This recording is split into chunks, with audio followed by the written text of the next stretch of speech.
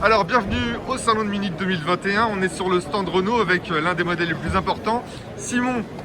Renault Mégane E-Tech 100% électrique 5e génération de la berline compacte française et donc entièrement électrique désormais. Et comme vous pouvez le voir, elle n'a plus grand chose à voir avec ses précédentes générations. Alors déjà elle est beaucoup plus petite, elle est beaucoup plus ramassée. Viens Stéphane. Un énorme logo, c'est le signe d'une nouvelle ère pour Renault sous l'ère de l'électrique peut-être. Exactement, avec une calandre pleine bien sûr, mais regarde surtout les porte-à-faux avant et surtout porte-à-faux arrière très très court. Hein. Ça c'est pour dégager les roues aux extrémités avant et arrière et donc gagner de la place dans l'habitacle. Une voiture qui, on va dire, le 3/4 arrière ressemble à ce qu'on a vu aussi chez la concurrence, hein, Volkswagen, notamment ID.3.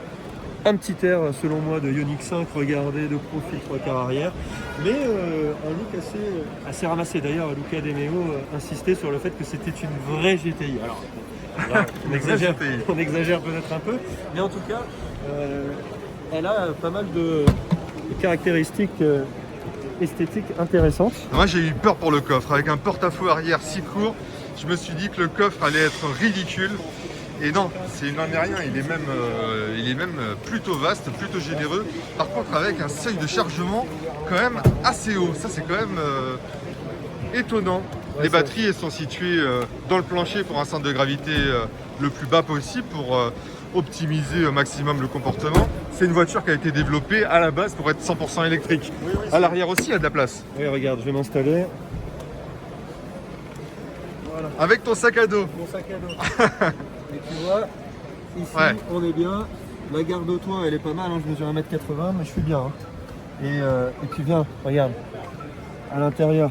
C'est intéressant, hein, parce que c'est vraiment pas mal du tout. On a deux tablettes tactiles de 12 pouces, une plutôt verticale ici, une horizontale pour l'instrumentation de bord.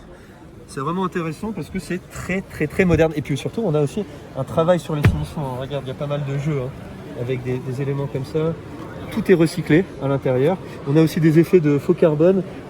Là, je ne sais pas si on les voit ici, mais au niveau du 3/4 avant, c'est vraiment intéressant. Donc, c'est basé sur la nouvelle plateforme partagée avec le groupe, l'Alliance Renault-Nissan, hein, voiture qui reprend la même base que celle de la Nissan Ariya. Et voilà. Ça à l'intérieur. Et qu'est-ce que ça donne niveau moteur? Je crois qu'on a 2 niveaux de puissance, 130 et 218 chevaux quand même. C'est ça exactement, avec une puissance maximale de 218 chevaux et 300 Nm de couple qui autorise un 0 à 100 en 7 secondes 4. Une autonomie revendiquée de 470 km, c'est un tout petit peu plus que celle de la Zoé, donc là c'est peut-être un peu décevant, mais bon. Bon, elle mérite quand même qu'on aille faire le tour, voir un peu les autres configurations. C'est quand même un véhicule super important, on va pas passer devant les caméras parce qu'il y a beaucoup de monde qui travaille. Alors en blanc, elle est plutôt sympa. Et les perfs, pendant qu'on y est, 7 secondes 4, la Mégane RS, elle a presque plus raison d'être. Bon, faudra voir à la conduite, effectivement.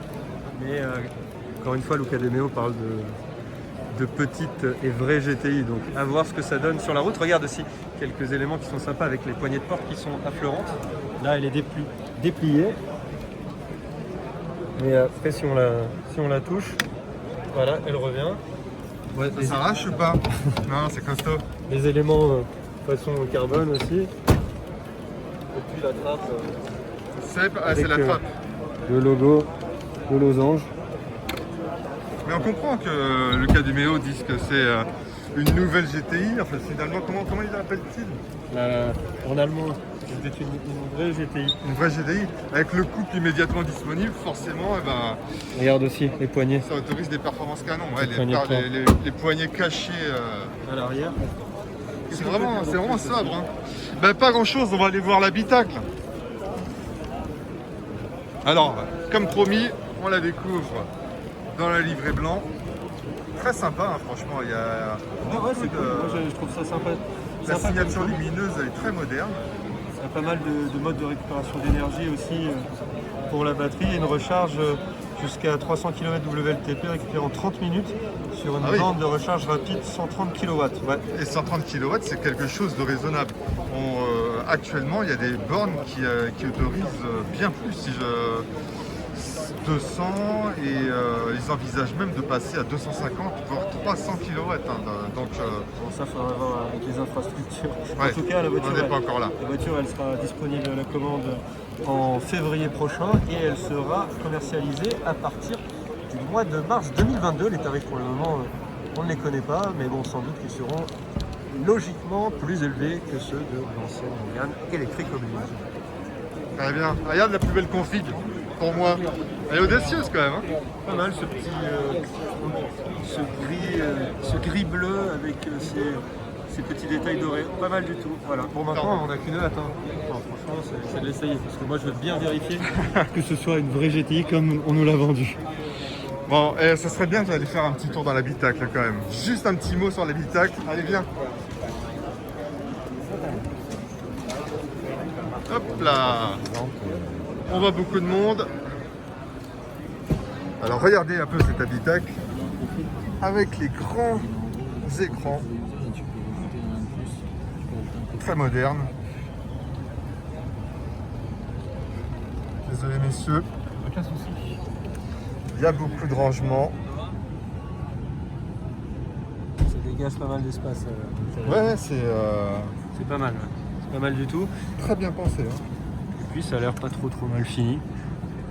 Non, c'est même plutôt bien fini. Hein. Il y a des matériaux, des petites surpiqûres un peu partout. La présentation, en tout cas, c'est flatteur. Ouais. Bon, en tout cas, il y a un diaporama pour voir tous ces petits détails un peu plus profondément. Donc, nous, on vous dit à bientôt sur un autre stand. Allez, à toutes.